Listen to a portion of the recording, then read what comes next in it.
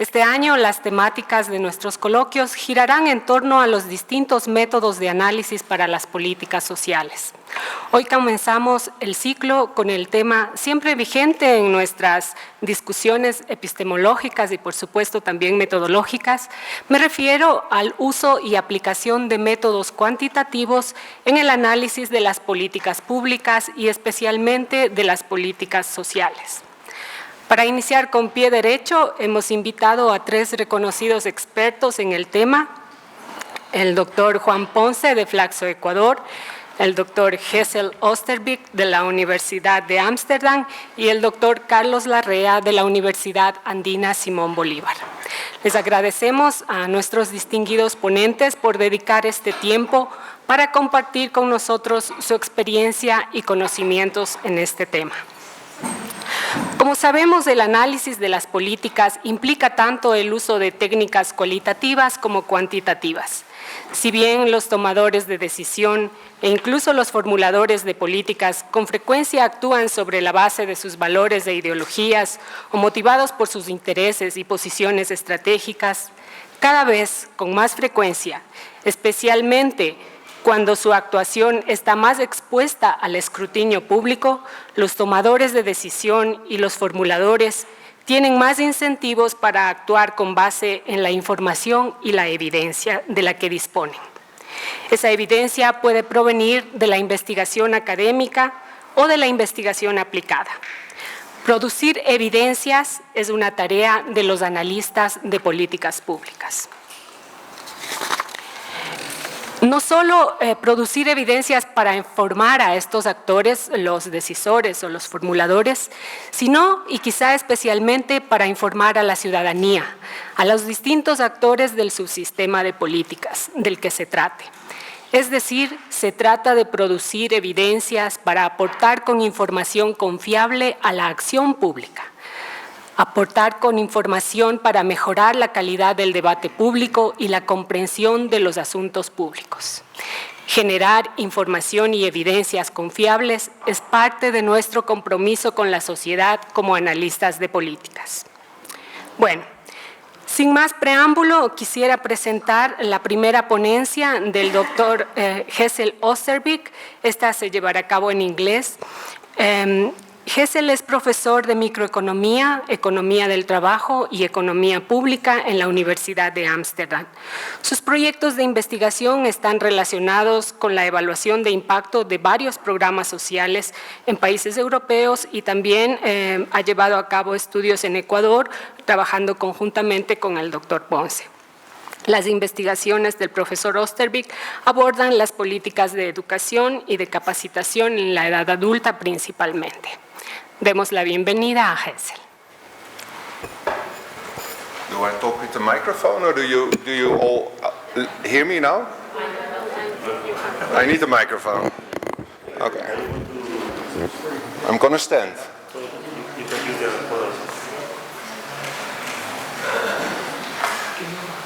This one?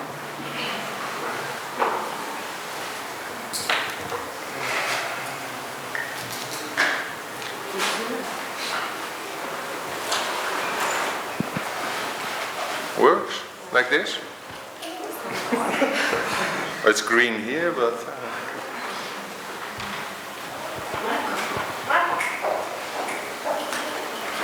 okay. Let me start this. So this is then a good illustration of the fact that today it's not only January 13, but it's also a Friday. So we couldn't expect anything else than this to happen. So I was asked to reflect a bit on the topic of today, quantitative methods in the social policies analysis, an evidence-based approach. And that is actually very much my field of expertise. So I'm happy that I have the possibility to share some of my thoughts about this topic.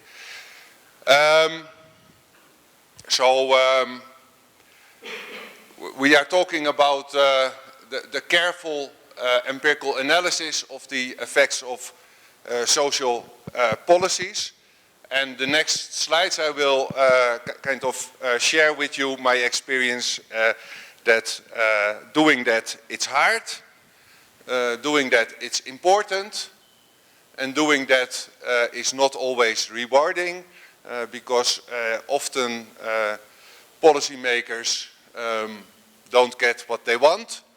So what we conclude often doesn't make them happy. The first part, talking a bit about the fact that it's hard.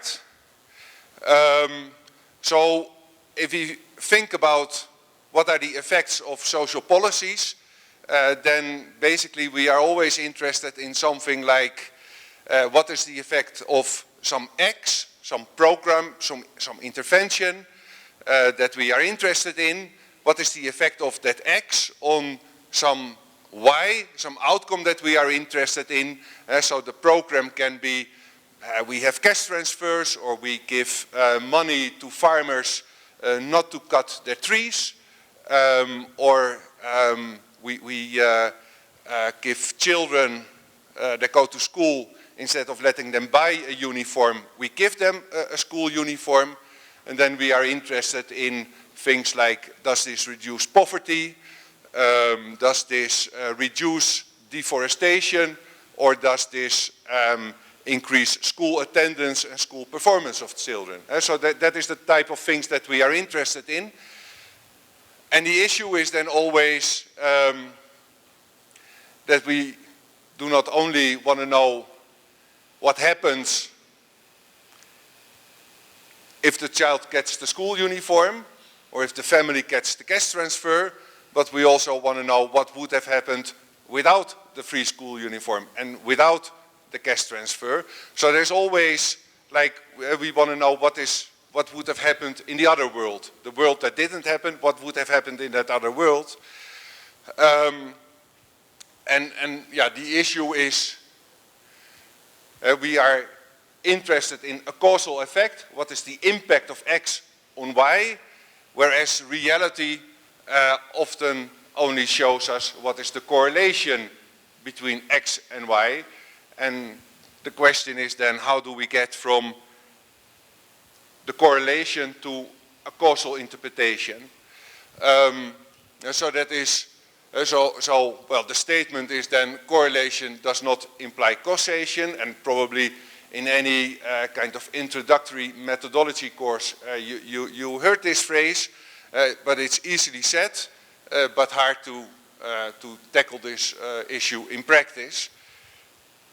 So what we have seen in recent years in the field of economics is that there is an increase in that people do RCTs. What they do is randomized controlled trials. And that is kind of, in an ideal case, solving this problem of what would have happened in the other world. Because what the other world is, that is then decided by throwing a coin. Some get head, the others get tail. And we can simply compare the outcomes of the two groups, if the groups are big enough. So that would do the job.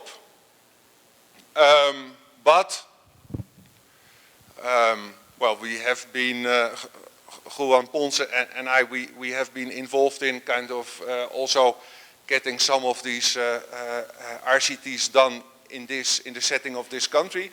That is not always easy to do. There's always concerns. There's concerns about the ethics of this. There is concerns about the cost of it. There's concerns about how long it takes before we have an answer to the question that we are asking. So what we see is that there's also, in the field of applied microeconometrics, people have made great advances in developing other methods than only doing RCTs to disentangle these two things, the correlation and the causation. And these methods, include doing indifferences, which is then assuming that, well, some provinces or some cities, some areas are exposed to some treatment, others are not, but this was not randomly assigned as we would have wanted. And then the important thing is that there is a before measurement of the outcomes, there's an after measurement of the outcomes, and then we make assumptions to kind of infer something causal about what we are observing. There's other methods, and I listed them there, that economists are also more and more developing and using nowadays. The issue is always that whatever we do, in the end, we have to believe something, which sounds very unscientific, but if we throw a coin, then we have to believe that the coin was fair, and that indeed the people that are assigned to the treatment group are in every respect comparable to those that were assigned to the control group on average. We cannot prove that, we have to believe that. Well, this is probably something that is not so hard to believe. With other methods, what we have to believe is more demanding or stronger. So we have to impose stronger assumptions.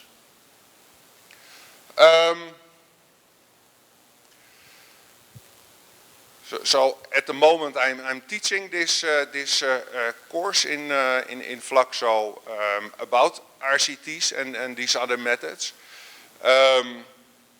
These methods are technically not very demanding. If the design of the research is right, then the only thing that you have to do is compare one average to another average. That is technically not very sophisticated. And only when there's flaws in the design, you need to do more advanced things. Kind of one statement is then that no degree of econometric or statistical sophistication can compensate for mistakes in your research design if you do an RCT. That is different if you are well, using other methods. What we typically see is that the harder part also gets in when the questions get more interesting, and when, for example, we have the treatment group, we have the control group, but we have to worry about the fact that perhaps the treated affect the controls. Then we have a problem in our interpretation of causal effects. So then there is matters of spillovers.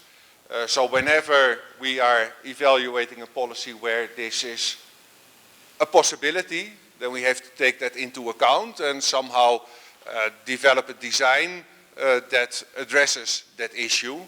And also there we see in recent years great advances. There's this very famous study where they look at what is the impact of giving children treatment against worms. And the big issue is that if some children are treated, other children, the control children, might benefit from that. So that instead of having both groups untreated, they both start here. We see the children that are treated, they get healthier. But the children that are not treated, because they benefit from the spillover, they also get healthier. So if we just compare the treated and the controls, then we would conclude that there's a very small effect. And that is actually what people for a long time, medical people for a long time believed, till economists from Berkeley and Harvard kind of came up with a design that addresses this externality, and then the conclusion was that indeed there's a big effect for the people that receive it, but there's also a big effect for the people that, well, benefit from the others receiving it.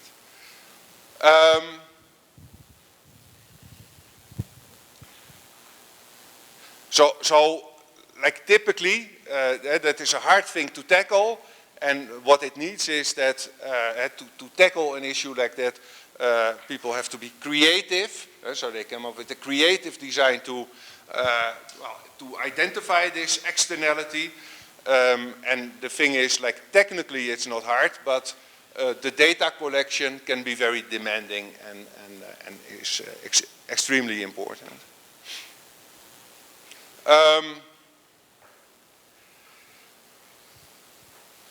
So careful analysis of the effects of social policies, it's hard, it's extremely important. And the reason is, of course, that many social policies, they are expensive, and every country can only spend its dollars once. And especially if, like, say, the price of oil is a bit low, then there's not so many dollars to spend. So then it's very important that you spend the dollars that you have in the most cost-effective way. And therefore it's important that governments are informed about if there's alternative policies to get the same thing done. Then it's very important to be informed about, is one policy more cost-effective than the other policy? And like there is a nice study that kind of demonstrates that in the context of, well, if the thing that we want to do is to get a reduction in absenteeism of children in schools, then there's many things that you can do. That study then looks at these many things that you can do. You can give free school uniforms, you can give this warm treatment, you can also pay children to go to school. Well, these are different options, but their cost effectiveness differs enormously.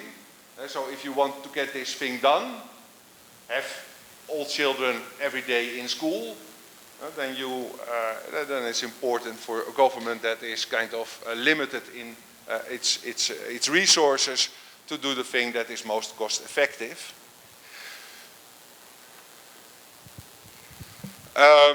This is then kind of shopping in my own experiences, that what I did in the past did not always make policymakers happy. So this is different studies. And if I understand correctly, Juan will also give some examples of our experiences in this country. So this is experience not in this country, but in other countries. And so one type of interventions that we have been evaluating is so governments in many countries want their workforce to be kind of constantly updating their skills, and so they kind of stimulate workers to participate in training programs, and to do so they give them money, they give them vouchers. Basically, well, I give you this $1,000 account, and then you can participate in training. And where policymakers were very enthusiastic about this, because they were measuring the effectiveness of this program by asking people, how happy are you with this money and with the participation? And of course they were happy with the money. And what we found is in that study that there's a very high dead weight loss, meaning that you were basically, the largest part of the money that you were spending was spent on people that would have participated in the training anyhow. funded by themselves or funded by their employers.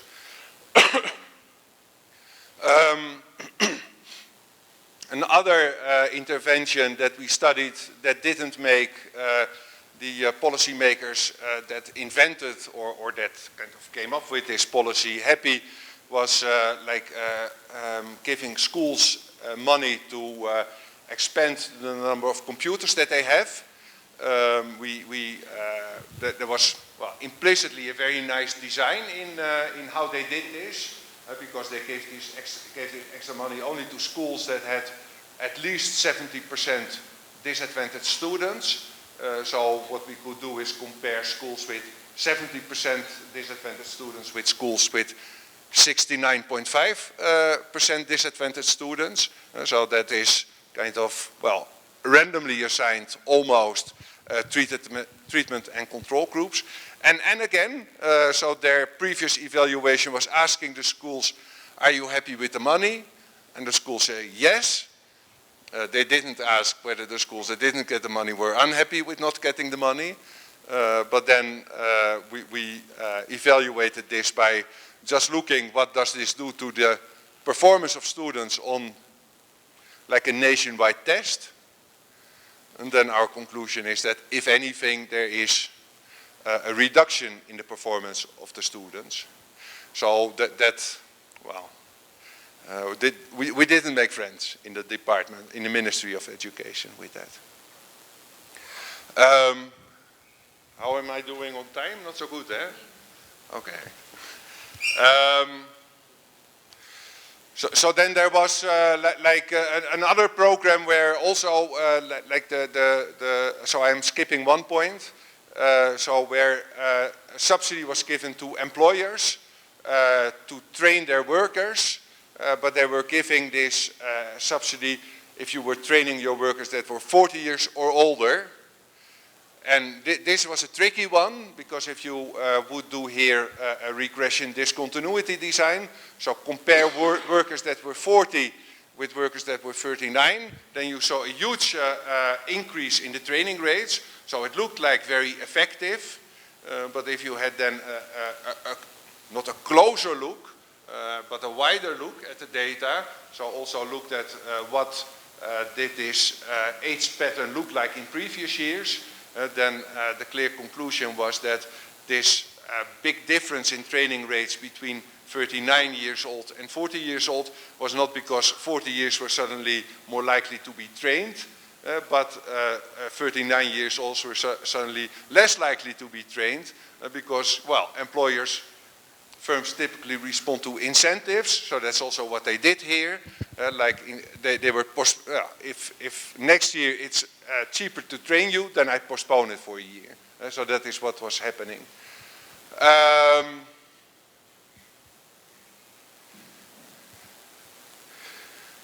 So this sounds very much like careful analysis of social policies. It's hard, it's important, it doesn't make people happy. So why would you do this? Like individually, because then you're always talking to grumpy people that kind of, to whom you bring a message that they don't like. So kind of to also have a positive twist. Sometimes it makes them happy. Or at least sometimes you see kind of a change to what is good. So like a study that we recently did was in Sweden, where we were able to look at what is the impact of a reduction in class size in primary school on long-term outcomes. So typically if people look at what is the impact of class size reduction, they just look at the end of the year or perhaps 2 years further. Are these students performing better in school? But yeah, that is nice if they perform better in school, but that's perhaps not what we really care about, because if this kind of fades out in the years after, then we have spent a lot of money kind of just to accelerate them a bit, but if the others kind of compensate later on, then there's not a real gain. So we were able to, and it was fantastic, in Sweden there's no privacy, almost, in the data of the statistical office. So we were able to merge the data of you as a child to the data of you when you were 40 years old and working in the labor market. And so we could see that if you were in a smaller class in primary school, that had as a return when you're 40 years old in earning a higher wage. So we found that, and the Swedish government took that serious and is now spending billions extra. Yeah, I can say billions because it's in Swedish kroners. So do you know what the exchange rate is?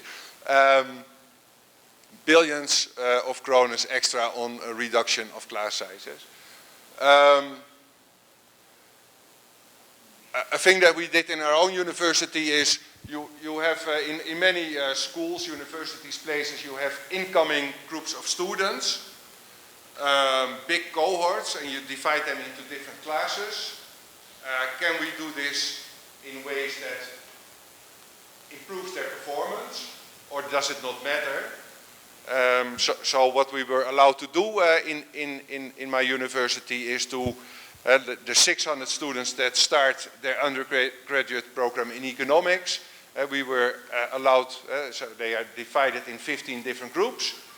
We were allowed to make different groups in terms of the smart students together and the not so smart students together, and groups that are mixed. And what we found is that do this grouping, disability grouping, enhances the performance of the not so good students. The not so good students, for them it's better to be in their own group than to be mixed with the smart students.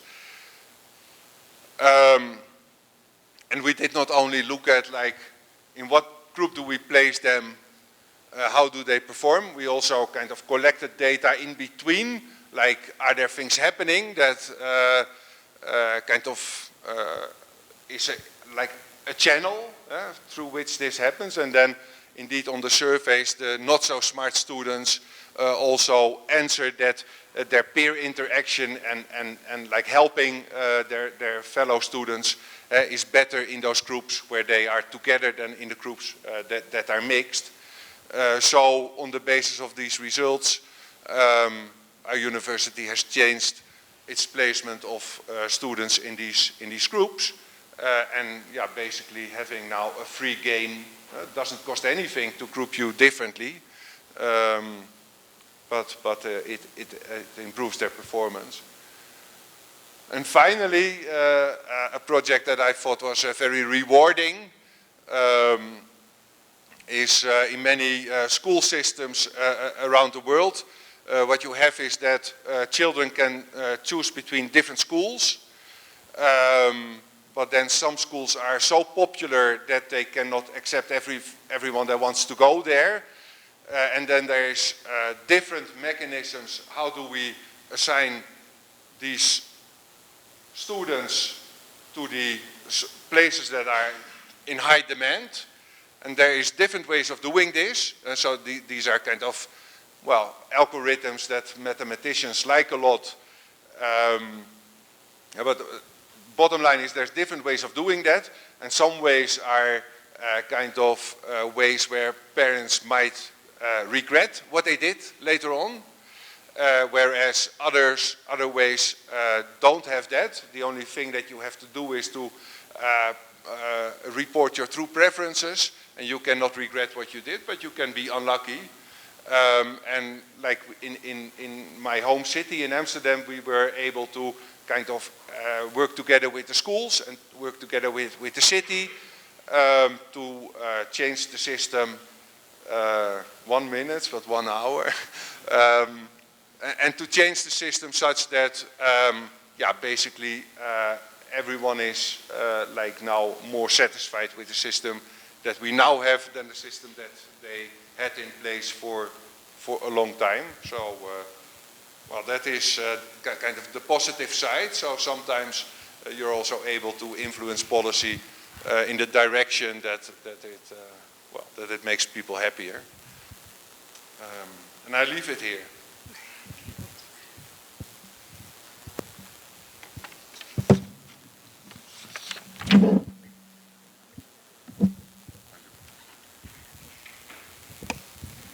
Bueno, muchas gracias a Gesell por compartir con nosotros esta experiencia sobre cómo funcionan, para qué nos ayudan y también las problemáticas que podemos tener cuando hacemos análisis de políticas sociales desde la perspectiva o utilizando los métodos cuantitativos, ¿no?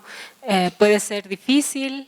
Sin embargo, es muy importante y aunque, bueno, no siempre hace feliz a los tomadores de decisión, a los formuladores, los resultados de nuestros estudios, sin embargo, son indispensables, como hemos dicho, ¿no? Para mejorar la calidad del debate sobre los asuntos públicos, pero también para ir afinando las herramientas y los mecanismos con los que intervenimos a través de las políticas públicas.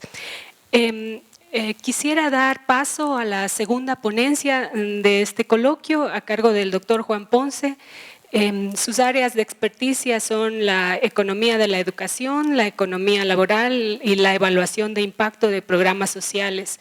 Ha liderado varios estudios sobre programas sociales, como por ejemplo el Bono del Desarrollo Humano, el programa de Redes Amigas, Hilando el Desarrollo en Ecuador, y también ha trabajado en otros proyectos similares a nivel latinoamericano.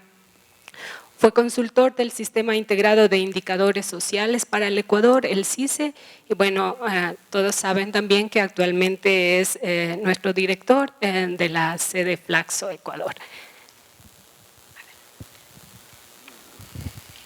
Gracias, Margarita. Bueno, buenos días con todos y con todas. Gracias a Gesell y Carlos por poder compartir este importante encuentro.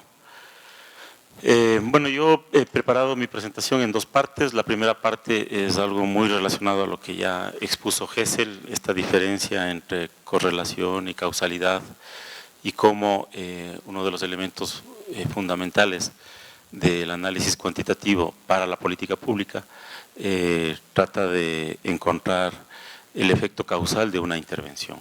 Digamos, esa es la base sobre todo de esta área que se conoce como evaluación de impacto, en donde lo fundamental es tratar de pasar de una simple correlación y encontrar relaciones de causalidad.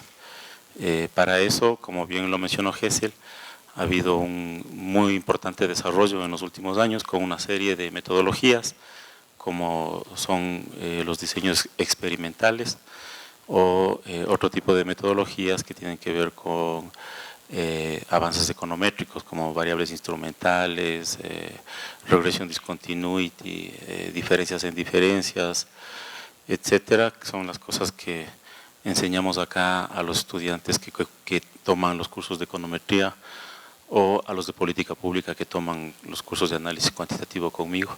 Entonces, para ellos el lenguaje es muy familiar. Entonces, claro, la idea básica es contribuir a la política pública en la medida en que este es uno de los componentes, que es el componente de efectividad, nos permite ver cuán efectivas son o no las políticas o los programas, y luego eso cruzado con el otro componente, que es el costo, nos permite discriminar entre diferentes alternativas de política mediante un análisis costo-efectividad. Entonces, y todo esto se basa en un enfoque de política pública basado en evidencia empírica. Es decir, acá en América Latina es muy importante este debate porque cada vez cobra más fuerza este tipo de política pública basada en evidencia empírica que va desplazando a una forma más convencional de política pública, muy común en América Latina, que era tener la política pública basada en la ideología. Entonces venía un gobierno de izquierda y todo lo que era intervención estatal era buenísimo, independientemente de funciona o no funciona, y venía un gobierno de derecha y todo lo que era mercado era buenísimo, independientemente de si funciona o no funciona. Cada vez gana más espacio este tipo de política pública basada en evidencia empírica, y para eso es importantísimo este tipo de análisis cuantitativo y su contribución a la política pública. Dicho esto, yo lo que voy a tratar de hacer es comentarles 5 experiencias de investigaciones en Ecuador y cuál ha sido su relación con la política pública. Voy a empezar con la primera, es un paper que se llama, el título es El impacto de un programa de transferencia monetaria en la matrícula escolar. Este es un paper escrito por Gesell, juntamente conmigo y con Norbert Xavi, que ahora está en el BID. Y lo que hicimos acá, este paper resume el estudio de evaluación de impacto del bono de desarrollo humano en la matrícula escolar. Tenemos dos grupos de análisis. El primer grupo, que es un grupo que estaba alrededor del quintil 1. Como ustedes saben, el bono de desarrollo humano se selecciona, la participación en el bono de desarrollo humano se selecciona utilizando el CELBEN, que es el registro de beneficiarios de programas sociales, que ahora se llama registro social. En esta época, estamos hablando más o menos en el año 2003, hicimos un estudio que abarcó 2 grupos, los que estaban en el quintil 1 del CELBEN, en donde aplicamos un diseño experimental, y luego los que estaban entre el quintil 2 y el quintil 3, en donde aplicamos un regression discontinuity. En el primer grupo, que es el grupo más pobre, del quintil 1, encontramos un impacto positivo de alrededor de 10 puntos en la matrícula escolar, en tanto que en el segundo grupo, los que estaban en la discontinuidad entre el quintil 2 y el quintil 3, no encontramos ningún impacto. Obviamente lo que estábamos evaluando en este caso solo era el efecto ingreso, porque como ustedes saben, el bono no era en esa época, y no sé si ahora ya es, condicionado, a diferencia de otros programas en América Latina, en donde sí es condicionado. Entonces, la recomendación de política pública, fruto de esta investigación, fue que si se quiere tener un efecto más efectivo, tendría que aplicarse la condicionalidad para poder ver si es que habría un efecto en el grupo menos pobre, digamos. No sé si se llegó a aplicar eso, capaz que Ana María Larrea nos puede comentar. Bueno, luego tenemos otro ejemplo, es asimismo un paper que fue trabajado con Arjun Bedi, un colega del Instituto de Estudios Sociales de La Haya, que analiza el impacto del bono, en cambio, en logros académicos. Esto era importante porque no se ha evaluado mucho el impacto de los conditional cash transfer en logros académicos. Hay unos 2 o 3 estudios, obviamente hay uno para oportunidades, para Progresa, que no encontró impacto. Nosotros hicimos acá también este estudio utilizando asimismo un regression discontinuity, con pruebas de medición a los niños de familias que recibían el bono, también con niños de familias que no recibían, que estaban por encima del punto de corte, y no encontramos ningún efecto. No se encontró efecto en logros, tampoco. Es decir, en el punto de arriba, en el punto entre el quintil 2 y el quintil 3, no se encontró efecto ni en matrícula y tampoco en logros académicos. Luego hay otro estudio también relacionado con el bono, este lo hicimos con Gesell, con José Rosero y otros colegas más de la Universidad de Ámsterdam. Sobre este ya les voy a contar algunas anécdotas, que aprovechando el cambio en el modelo de asignación de selección de beneficiarios, el paso del CELBEN al registro social, generamos la posibilidad de tener gente que siempre recibió con el CELBEN viejo y con el registro social, gente que nunca recibió con el CELBEN viejo y con el registro social, y los que estaban en transición, gente que recibía antes pero que no recibió, o sea, los que perdieron el beneficio, o sea, los que tuvieron un choque negativo en términos económicos, y gente que estaba recibiendo, que no estaba recibiendo y que entró a recibir, es decir, los que tuvieron un choque positivo.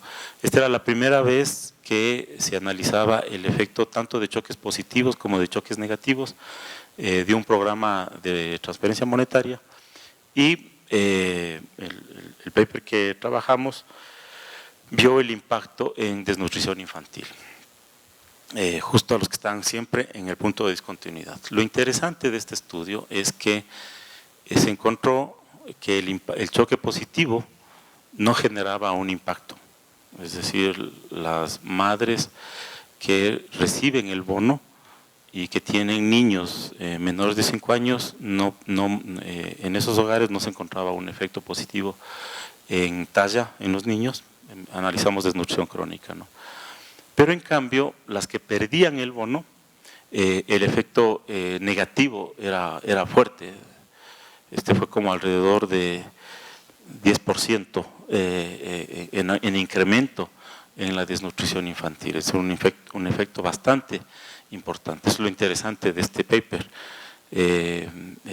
Entonces, y aquí sí hubo una respuesta muy acertada de los hacedores de política, porque esto estaba muy atado a retirar a la gente del bono, sacarles del bono. Esto ya fue bajo el gobierno del presidente Correa. Cuando se le presentó este paper, la decisión fue, si bien había habido el cambio en el registro social y había gente que tenía que dejar de recibir, se mantuvo a las madres que tenían niños entre 0 y 5 años o que estaban en embarazo. Ese es un ejemplo de cómo un estudio tuvo un efecto en la política pública y fue acogido positivamente. Lo anecdótico de este paper es que con GESEL buscábamos financiamiento para la toma última, obviamente con las mediciones de desnutrición y todo eso, y nadie nos paró bola. En Semplades no quisieron financiar, en el Ministerio Coordinador de Desarrollo Social tampoco quisieron financiar. Entonces decidimos financiar Flaxo con un FDA que yo gané y la Universidad de Ámsterdam con fondos de investigación para levantar la tercera toma, que era la toma en la cual medimos peso y talla de los niños y todas otras cosas, ¿no? Bueno, de este estudio salieron un par de papers más. Otro interesante es que también preguntamos intención de voto en este caso el presidente Correa estaba por entrar a su último periodo, y asimismo tratábamos de ver el impacto de los que dejaron de recibir, de los que recibieron, es decir, choques positivos y choques negativos de ingreso, etcétera, y no se encontró impacto en la intención de voto. O sea, tenía una intención de voto altísima, de alrededor, en la discontinuidad, de alrededor del 70%, y la gente que perdía el bono no cambiaba su intención de voto por Correa, y tampoco la gente que ganaba el bono. Ese otro paper también estaba ya publicado. Entonces, digamos, este es un ejemplo de un estudio que sirvió y que fue acogido por los hacedores de política pública y corrigieron la política, ¿no? Hay otro ejemplo, también trabajamos con GESEL, que es el de uniformes. La Semplades nos convocó para que hagamos la evaluación de impacto del programa Hilando el Desarrollo, que tenía dos patas. La una era la entrega de uniformes gratuitos a los niños de escuelas fiscales en las zonas rurales, y la otra era la entrega, digamos, estos uniformes eran fabricados por artesanos locales. Entonces la idea también era ver el impacto en emprendimiento, en empleo, en ingreso en estos artesanos locales. Entonces la primera parte eran dos estudios separados. El primero era el impacto de uniformes y luego la idea era hacer el otro, ¿no?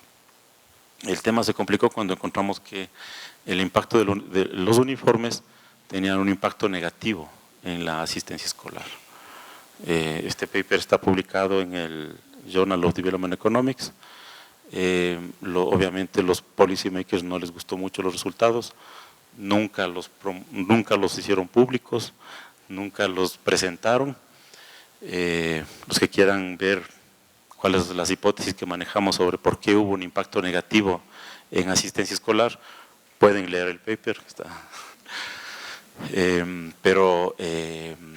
Digamos, es un ejemplo de los que decía GESEL cuando los resultados no gustan a los hacedores de política.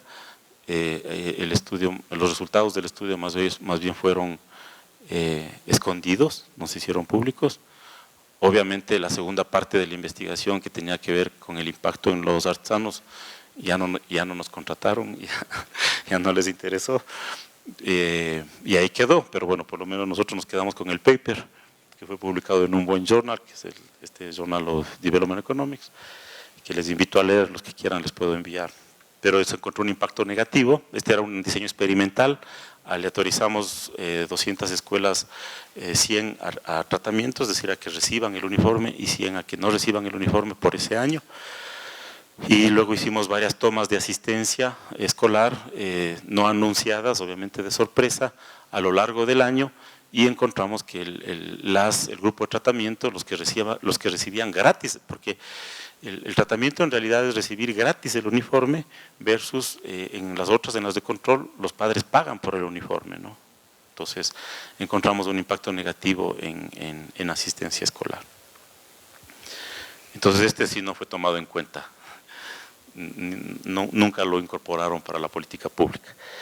Y el último estudio al que me quiero referir es uno que recién me avisaron anteayer que está aceptado para publicación en un buen journal que se llama Public Health Nutrition, en donde comparamos, es también un diseño experimental, aquí comparamos dos intervenciones, una que es la entrega de un voucher por un monto de alrededor de $45, y este voucher es para ser canjeado en supermercados por cierto tipo de alimentos, ¿no? Una lista de solo un grupo de alimentos, no es que pueden ir a canjear el voucher por cerveza o por cigarrillo, sino por alimentos, pero además por cierto tipo de alimentos, es decir, no solo arroz y papas, sino hay una diversificación. El otro grupo recibe el voucher más una serie de capacitaciones sobre desnutrición infantil, sobre cómo tener una dieta adecuada, de cómo diversificar la dieta, etcétera, ¿no? Y obviamente también teníamos un grupo de control. En este estudio encontramos un efecto positivo del voucher, es decir, ya solo el voucher tiene un efecto positivo en la diversidad de la dieta. Y no se encuentra una diferencia entre la segunda intervención, es decir, el voucher más la capacitación, con ya solo la intervención del voucher. En los dos casos se encuentra un efecto positivo en diversidad de la dieta, es decir, en términos de costo-efectividad, es más, digamos, solo el voucher ya genera el efecto deseado. En relación a la otra intervención que es voucher más capacitación, que tiene un costo adicional, que es el costo adicional de la capacitación.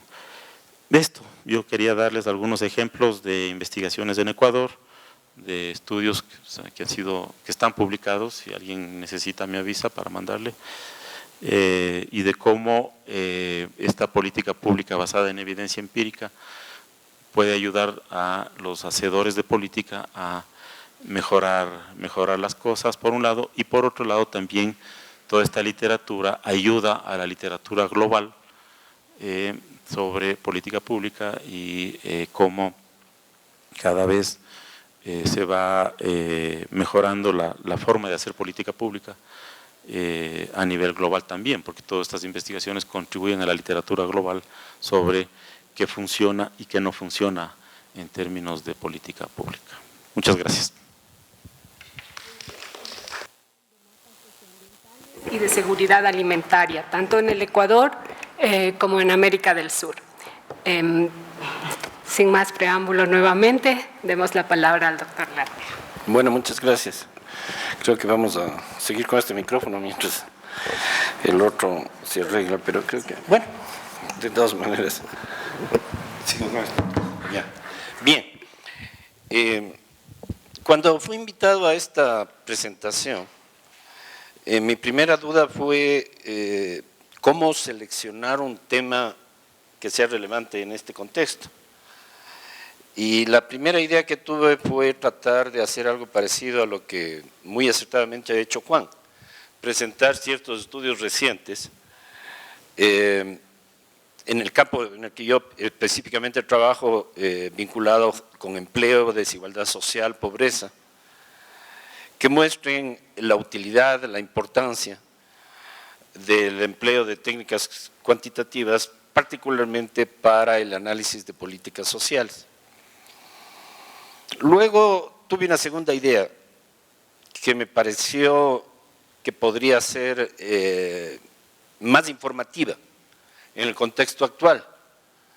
Y creo que estuve acertado, porque yo coincido plenamente con las conclusiones de Juan y también con las conclusiones de la primera presentación.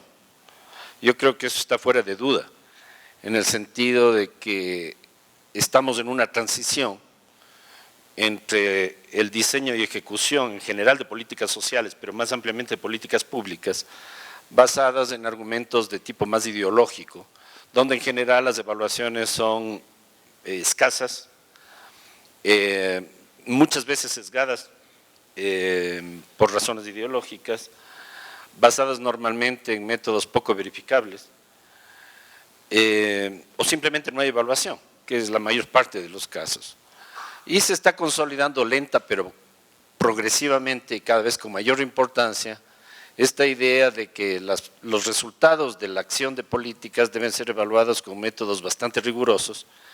Y como ustedes han visto en las visiones anteriores, tenemos una batería bastante sofisticada y un buen entrenamiento y una buena práctica, particularmente en el caso ecuatoriano, ya luego de varias décadas de trabajo, en experiencias, muchas de las que han sido presentadas con cierto detalle por Juan Ponce, en donde se ve claramente la utilidad de este tipo de metodologías. Por consiguiente, si yo hubiera decidido seguir haciendo lo mismo, probablemente el resultado no hubiera sido demasiado interesante, porque en vez de tener 5 ejemplos, hubieran tenido otros 5. ¿Sí? Y creo que en ese sentido no hubiéramos avanzado. Me parece más interesante tratar de discutir un tema más general, que tiene que ver con el contexto de aplicación actual de las políticas sociales, específicamente en Ecuador y más ampliamente en la región. El primer punto que yo quiero presentar es que los temas históricos que han afectado la distribución de las oportunidades en América Latina siguen estando presentes y son más agudos que antes. ¿Sí? Es decir, todos ustedes conocen, América Latina ha sido considerada históricamente como la región de mayor desigualdad social en el planeta y lo sigue siendo. Ha habido en los últimos años una cierta tendencia a la reducción de la iniquidad o de la desigualdad social en los ingresos, por ejemplo, medida a través del coeficiente de Gini. Esos resultados, por un lado, son modestos y segundo, son incompletos, porque generalmente se refieren solamente a los ingresos laborales. Creo que el estudio de Piketty sobre la concentración de capital en el mundo nos muestra claramente que una vez que incluimos los ingresos del capital y vemos la distribución total de los ingresos de los factores, los avances en ese sentido, si existen, son mucho más limitados y probablemente no existen. ¿Sí? Ahí hay un tema empírico complicado, cómo medir los ingresos del capital. Por consiguiente, no es tan fácil hacer una evaluación. Nosotros hicimos un intento que también fue recientemente publicado con algunas simulaciones basadas en declaraciones de impuesto a la renta, pero ya les dije que no voy a presentar mis trabajos. Ustedes los pueden leer en donde están publicados y eso es un poco más fácil. En consecuencia, el tema de la desigualdad sigue siendo un tema importante. Sobre el tema de pobreza y exclusión, yo diría que hay 2 conclusiones bien claras. En la mayor parte de los países de la región, con muy pocas excepciones, México, Venezuela tal vez, por razones muy particulares, hubo una reducción significativa de la pobreza en los últimos 10 años, básicamente entre el 2004 y el 2014, pero esa tendencia primero se estancó y actualmente está siendo claramente revertida. ¿Sí?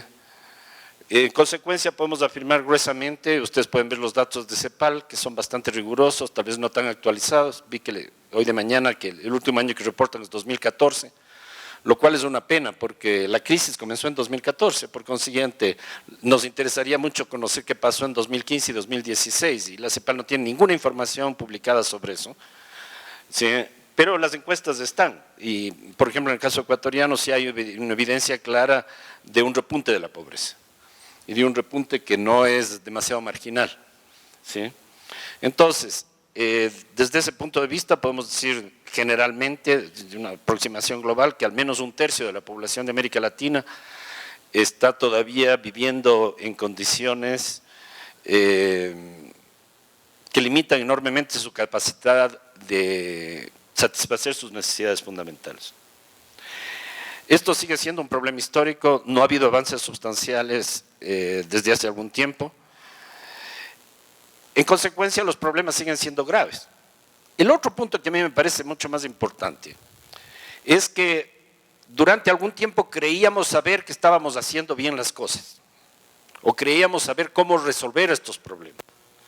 Tuvimos luego del periodo sustitutivo que concluyó de importación sustitutiva y fuerte intervención estatal en políticas sociales y acceso universal a derechos, etcétera, que fue el que caracterizó las políticas cepalinas hasta el 82, tuvimos un periodo neoliberal muy largo que duró 2 décadas, hasta el 2004 aproximadamente, y ustedes saben, la agenda neoliberal en ese sentido está basada mucho en la intervención del Estado minimizada, una gran confianza en mecanismos basados en el mercado, etcétera. Eso desde el punto de vista social fue un enorme fracaso, pero por lo menos quienes hacían estas políticas creían que lo estaban haciendo bien. Ahí justamente se originó el programa que comentaba mucho Juan de transferencias condicionadas de ingreso, que fue una de las pocas cosas que quedó que ha logrado cierto éxito posteriormente.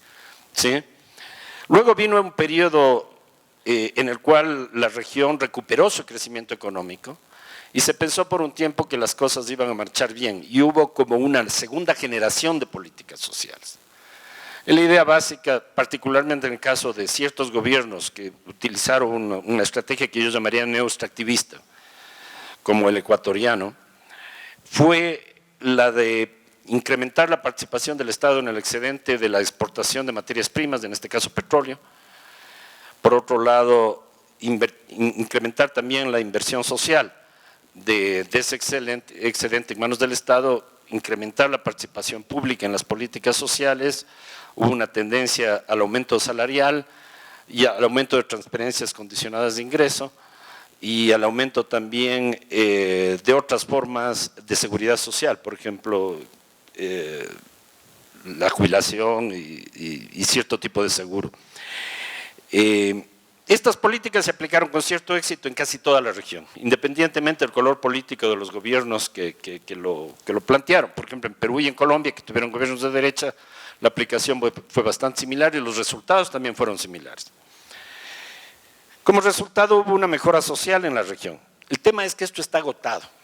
Todo esto se basó en un periodo en el cual los precios de las materias primas que exportaba América Latina estuvieron excepcionalmente altos, pero a partir del 2011 en realidad, pero en el caso del petróleo del 2014 los precios colapsaron. Y toda la información que tenemos actualmente nos muestra, uno, que estamos en una crisis de larga duración. Esto quiere decir que no es un problema vinculado con la decisión que va a tomar la OPEP en la próxima reunión, ¿sí? Sino que hay un tema estructural, prácticamente la caída de los precios de lo que se llama las commodities es general prácticamente a todos los productos de exportación, afecta al cobre, afecta a los productos minerales, afecta a la soya, afecta al petróleo. Segundo, es una crisis prolongada, tiene mucho que ver con una reorganización de la economía mundial posterior a la crisis del 2008 y básicamente con una ralentización muy pronunciada del crecimiento de la economía china, que es el que impulsó todo esto. Sí, y por un cambio tecnológico fundamental a nivel mundial, que reduce la demanda de materias primas. El resultado de eso es que América Latina se queda sin recursos. América Latina este año ha tenido un crecimiento en el ingreso per cápita negativo muy fuerte, el año pasado también lo tuvo, y una época de cierta prosperidad se transforma en una crisis prolongada. En segundo lugar, evidentemente la posibilidad de seguir aplicando estas políticas de alguna manera colapsa, simplemente porque eran políticas basadas en un fortalecimiento de la capacidad de inversión por parte del Estado. Y si los recursos del Estado desaparecen, la aplicabilidad de las políticas se reduce también. Y este modelo que aparentemente condujo a 10 años de prosperidad nos deja una región, esto es completamente aplicable para el Ecuador, con una mínima diversificación económica. En el caso ecuatoriano somos uno de los países menos diversificados de América Latina. No tenemos un perfil demasiado diferente al que tuvimos en 1972, por ejemplo, en nuestra canasta de exportaciones. La industrialización sustitutiva prácticamente fracasó. Segundo, con problemas muy serios en términos de lo que podría llamarse capital humano. En general, la productividad de los factores, que es una manera importante de medir la productividad de la economía, en América Latina no solamente que es muy inferior a muchos otros países que compiten en el mercado internacional, sino que no ha subido en más o menos 20 años en América Latina, lo que implica que las inversiones en capital humano no se han transformado en un aumento de la productividad laboral, o si lo han hecho de una forma muy limitada. América Latina sufre muy seriamente por problemas que no han sido resueltos, principalmente el término de la calidad de la educación, ¿sí? Todo eso nos conduce a una situación de incertidumbre. Esto quiere decir, simplemente las políticas que se han aplicado durante la última década no van más. ¿Sí? No van más porque no son viables, pues no son posibles porque no están basadas en un Estado muy generoso. Actualmente ese Estado no existe más. En muchos países los regímenes políticos han cambiado, el caso de Brasil, el caso de Argentina, o están en una crisis total, como el caso de Venezuela. ¿Sí? En consecuencia, el problema es ¿a dónde vamos? ¿Qué es lo que se puede hacer? Y la primera pregunta que se plantea es que simplemente creo que, aunque la CEPAL, por ejemplo, ha planteado la necesidad de asumir un nuevo tipo de modelo que permita salir del extractivismo, diversificar la economía, puede ser que haya un cierto consenso, mejorar el tema ambiental que ha sido sumamente maltratado en este periodo, ¿sí? Aunque puede haber cierto consenso en cómo conseguir ciertos objetivos, nadie sabe cómo hacerlo, ¿sí? Y creo que este momento, el problema central de la región y del país en gran parte, es la ausencia de saber a dónde vamos. Estamos frente a una crisis, el modelo sustitutivo tradicional que se aplicó en los años 50 simplemente no puede ser aplicado jamás, simplemente por el nuevo contexto internacional no lo hace viable. Me parece que ya la China se industrializó y lo mismo ocurre con la India y otros países, de tal manera que no hay espacio en el mundo para hacer una nueva Corea o algo por el estilo, ¿sí? Las normas de la OMS no permiten para nada la réplica de los modelos sustitutivos, las políticas neoliberales no pueden repetirse porque fracasaron desde hace 20 años y las políticas de lo que se llama el neoextractivismo también han fracasado y finalmente no son viables. Entonces, ¿qué hacer? Y desde ese punto de vista creo que lo que estamos discutiendo ahora tiene mucha relevancia. Cualquier cosa que intentemos, por lo menos hagamos un esfuerzo no demasiado ideologizado para evaluarlo. Porque el problema es que estamos ante una crisis paradigmática, en general en las políticas de desarrollo y particularmente en las políticas sociales. Es decir, no sabemos a dónde ir, porque la experiencia de la región es una experiencia que nos muestra varios paradigmas que se han sucedido en el tiempo, pero en este momento ninguno de ellos es aplicable de nuevo. Tenemos que crear algo nuevo ciertamente, pero nadie sabe qué es, ni cómo hacerlo, ¿sí? Y si la región, como es muy predecible, continúa un periodo prolongado de crisis, la última crisis de las materias primas que tuvimos duró 20 años, ¿sí? Y es muy posible que la situación actual dure por lo menos unos 10. ¿Qué vamos a hacer en el intervalo? ¿Sí? Y cuando en general las certezas son pocas, creo que la necesidad de tener métodos sistemáticos de evaluación se vuelve más importante. Ese podría ser el mensaje que yo quería transmitirles en este caso y que me parece de cierta importancia. Podríamos pensar que en el futuro vamos a tener en primer lugar un aumento de la desigualdad, de hecho ya se ha registrado. El coeficiente de Gini está comenzando a ascender de nuevo, lo poco que bajó y en relación a los ingresos laborales nuevamente, sobre lo otro conocemos menos. Tenemos un repunte de formas distintas de desempleo estructural, vamos a tener un estancamiento o una intensificación de la pobreza. Creo que tal vez un objetivo inmediato de las políticas sociales podría ser el tratar de evitar un deterioro que permita por lo menos conservar algo de las ganancias adquiridas en la década anterior, entre el 2004 y el 2014. Lo que no sabemos es cómo hacerlo. Y desde ese punto de vista, como les mencionaba, creo que es muy importante consolidar esquemas sistemáticos de monitoreo. ¿Qué características deben tener? Creo que los ejemplos de Juan son interesantes. Lo primero que necesitamos es que estos esfuerzos estén basados en la academia, no en el Estado necesariamente. Es decir, si el Estado tiene el monopolio de los métodos de evaluación de sus propias políticas, Simplemente siempre van a decir que lo que han hecho está bien. Eso pasó en Argentina. Argentina estableció un sistema durante el peronismo, ¿sí?, el último régimen peronista, en el cual siempre bajaba la pobreza, ¿sí?, siempre. Y tenía los mejores datos de políticas sociales de la región, y poco tiempo después se descubrió que todos los datos eran simplemente inventados, ¿sí? Bueno, eso se conocía, pero actualmente es oficial, digamos, ¿sí?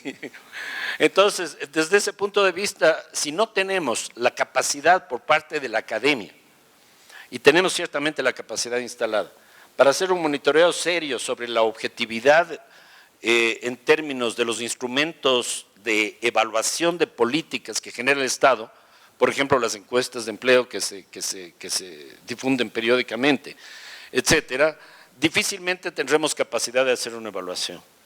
Es decir, tiene que haber una evaluación participativa, seria, yo diría técnicamente solvente y científicamente adecuada, que incluya a la sociedad civil y en particular a la academia. Creo que ese es un punto central, ¿sí?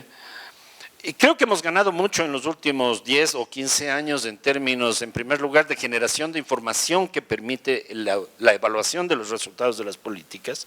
Actualmente las encuestas en general son de mucho mejor calidad, son más amplias, tienen muestras más confiables, etcétera. Y por otro lado son más accesibles, ¿sí? Pero tampoco tenemos la garantía de que están bien realizadas. Además, hacer encuestas no resuelve el problema, hay que procesarlas. Y podemos tener mucha información, si no la procesamos adecuadamente tampoco, y el procesamiento debe ser independiente. La idea es esa, es decir, tratar de consolidar una labor de la academia que sea lo más independiente posible del Estado. Que el Estado haga su evaluación está muy bien, y creo que debe hacerlo, es su responsabilidad. Pero además de eso debe haber una actividad académica permanente que de alguna manera monitoree y con cierta independencia conceptual. Eso es la autonomía universitaria, ¿sí? Permita conocer los resultados de una forma más objetiva. Eso me parece fundamental. Respecto al tema de la metodología, yo creo que como se ha expuesto en la primera presentación, este rato la batería de métodos cuantitativos que existe es enorme y en eso tenemos grandes avances. Entonces yo no vería en ese punto una enorme restricción, ¿sí? Con respecto a la capacidad de análisis, yo creo que existe, pero es fundamental en este momento que ampliemos las preguntas que nos hacemos. Porque si vamos a vivir una época de prolongada incertidumbre, es fundamental ampliar un poco el paradigma, el horizonte de las preguntas. Porque realmente creo que un proceso de búsqueda de nuevas alternativas en general en las políticas públicas, pero en particular en las políticas sociales, en las políticas ambientales, debe estar complementada de un proceso permanente de evaluación. Y eso implica una visión mucho más amplia. Eso implica la necesidad de una discusión paradigmática, ¿sí? O sea, ¿a dónde va el país? Creo que esa es la pregunta fundamental. ¿Cuáles son las políticas de larga duración que podrían permitir mantener las conquistas sociales, que podrían permitir una mejora consistente de las condiciones de vida con sustentabilidad ambiental? Hemos tenido retrocesos, sobre todo en el campo ambiental, enormes con la expansión del extractivismo que hemos vivido en todas estas, durante el periodo 2004-2014, ¿sí? Esos impactos tienen que ser reparados y tenemos que buscar nuevos caminos. En el caso ecuatoriano simplemente el periodo petrolero está siendo superado, no tenemos más petróleo. La esperanza de la minería a mí me parece completamente ilusoria porque simplemente la magnitud de las reservas no permitirá ni siquiera reemplazar el 15% de los ingresos petroleros y el impacto ambiental es enorme. Tenemos que buscar nuevos caminos. Y creo que en eso tenemos que centrarnos en la discusión, no solamente en la evaluación de políticas específicas, sino en el diseño de una estrategia que va mucho más allá. Bueno, estas son algunas de las ideas que quería presentarlos, no sé si me salí del tema o en todo caso más bien complementé un horizonte que contextualiza lo que hemos hecho, pero tengo la impresión de que el tema que he enfrentado este momento más bien complementa las presentaciones anteriores. Muchas gracias.